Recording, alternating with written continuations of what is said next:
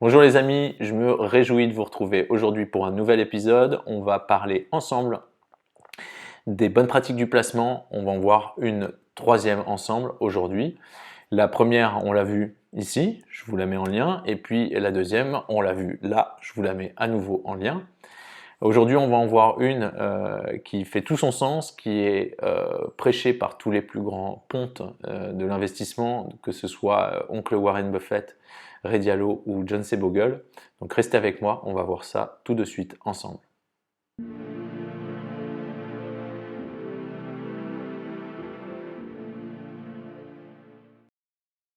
Donc on se retrouve aujourd'hui pour un nouvel épisode sur les bonnes pratiques du placement. On va en voir une en particulier ensemble. Avant de commencer, pour ceux qui ne me connaissent pas, je m'appelle Mathieu. J'ai eu la chance de rejoindre une formidable équipe de conseillers en création et gestion de patrimoine il y a de cela 1 an et demi, 2 ans. Ils m'ont fait toute mon éducation financière. Avant cela, mon éducation financière, c'était zéro.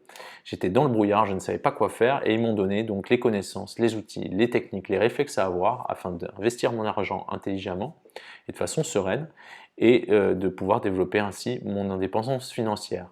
Moi, aujourd'hui, ma mission, c'est de partager ces connaissances avec un maximum d'entre vous afin de vous aider à faire les bons choix, à être serein quand vous investissez votre argent et pouvoir développer ainsi votre indépendance financière. J'ignore comment vous êtes tombé sur cette chaîne.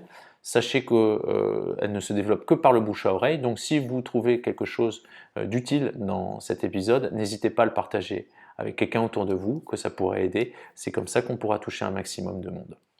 Sans plus tarder, on va attaquer avec la bonne pratique du placement numéro 3 et qui est vraiment l'une de celles qui est le plus prêchée par les grands pontes de l'investissement.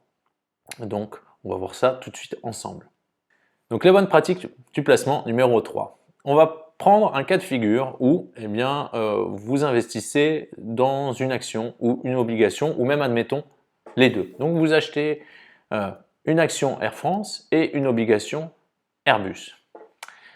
Pour rappel, levez le bras si vous connaissez la différence entre une action et une obligation. Donc le petit rappel, une action, c'est une part d'une société que vous achetez, comme une action d'Apple ou de Tesla, peu importe. Vous êtes donc propriétaire d'une part de cette société et le fait que vous soyez propriétaire d'une part de cette société vous donne deux privilèges principaux qui sont le droit de vote en assemblée générale et le droit aux dividendes. Quand une société fait du bénéfice, fait des profits, une part de ces profits sont redistribués aux associés en dividendes et donc en étant propriétaire d'une action, d'une part de cette société, vous touchez vos dividendes. Bien sûr, plus vous avez d'actions, plus vous avez de droits de vote et plus vous touchez de dividendes. Une obligation, elle, au contraire, c'est pas, vous n'achetez pas une part de société, mais vous prêtez de l'argent à une société ou à un État.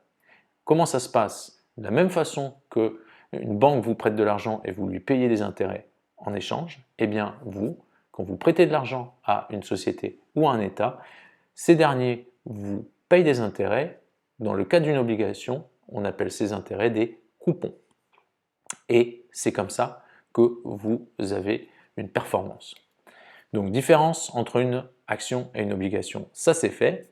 Et comme je le disais, prenons le cas de figure où vous n'investissez que dans une action et une obligation, et on va prendre le cas de figure, une action Air France et une obligation Airbus. Manque de chance, on a un crash d'un avion d'Air France qui était un Airbus. Donc, qu'est-ce qui se passe? Les gens perdent confiance, Air France est une mauvaise compagnie aérienne, Airbus, ce sont des mauvais avions, et tout ça, ça dégringole. C'est vraiment pas idéal. Dans ce cas de figure, en ayant acheté seulement une action, une obligation, vous êtes exposé un maximum au risque. Ça, c'est vraiment à éviter. Donc, qu'est-ce qu'on fait dans ce cas-là? On peut avoir recours à la diversification. La diversification, l'un des outils qui permet de diversifier son portefeuille, c'est d'avoir recours au fonds d'investissement. Un fonds d'investissement, qu'est-ce que c'est? C'est une société de gestion dont le but est d'investir dans des actions et des obligations, des actifs, suivant une stratégie donnée, un secteur donné, une zone géographique donnée. Et donc, qu'est-ce qu'elle va faire? Qu'est-ce qu'il va faire, ce fonds d'investissement? Eh bien, il va acheter des actions. Prenons l'exemple, par exemple, d'un fonds d'investissement dans l'intelligence artificielle. Eh bien, suivant sa stratégie, est-ce qu'il va chercher vraiment les startups? Est-ce qu'il va chercher des sociétés déjà établies? Ou alors carrément déjà des gros mastodontes comme OpenAI qui est derrière ChatGPT dont vous entendez parler tout le temps en ce moment. Donc suivant leur stratégie, eh bien, ils vont aller acheter ces actions, ces obligations, et ils vont créer ainsi un portefeuille. Alors sachez qu'un fonds d'investissement, vous pouvez les chercher sur Boursorama ou Cantalis. Il y a un code ISIN, c'est comme la plaque d'immatriculation d'un fonds d'investissement, et vous pouvez aller voir eh bien, dans quelle société ce fonds d'investissement investit. La plupart du temps, on a les 10 premières lignes, les plus fortes capitalisations au sein du fonds d'investissement, mais ça vous donne une idée de la stratégie et de quelles sociétés ont été sélectionnées par le gestionnaire du fonds d'investissement. Et donc, si vous voulez, un fonds d'investissement, il ne va pas sélectionner que 10 sociétés. La plupart du temps, les fonds d'investissement investissent dans 50, 60, 80 sociétés différentes. Et l'idée, eh bien, c'est de ne pas investir dans un seul fonds d'investissement, mais 5, voire 10. Et donc là, si vous voulez, ça permet de multiplier eh bien, les secteurs géographiques, les stratégies et les secteurs technologiques. Ça peut être par exemple d'investir dans un fonds d'investissement qui investit, lui, dans le développement d'exploitations forestières durables. Ça peut être investir dans un autre fonds d'investissement qui, lui, a pour but d'investir dans des sociétés qui sont dans le secteur de l'eau. Ça peut être ensuite choisir un fonds d'investissement qui investit, je pense que c'est intéressant aujourd'hui, dans la robotique. Un autre fonds d'investissement qui investit dans l'intelligence artificielle. Un autre fonds d'investissement qui investit dans les économies émergentes. Un autre fonds d'investissement qui investit dans les capitalisations boursières européennes technologiques.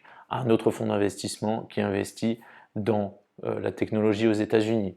Et donc, en choisissant différents secteurs et différentes zones géographiques, cela nous permet eh bien, de diversifier notre portefeuille et donc de réduire notre risque. Pourquoi?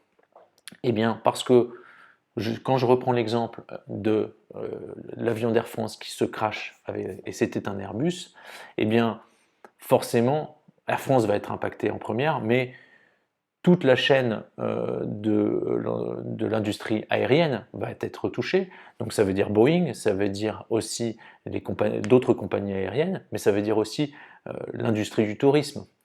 Donc cette partie-là de l'économie va connaître une crise, mais par contre d'autres secteurs ne vont pas du tout être touchés. Par exemple le secteur de l'exploitation forestière.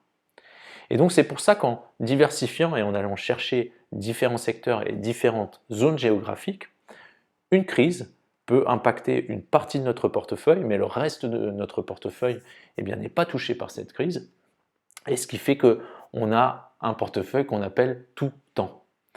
C'est-à-dire qu'il pleuve, qu'il neige, qu'il vente, qu'il y ait du soleil, du brouillard, de l'orage ou que ce soit la canicule, eh bien, votre diversification vous permet d'être serein vis-à-vis du risque auquel vous êtes exposé.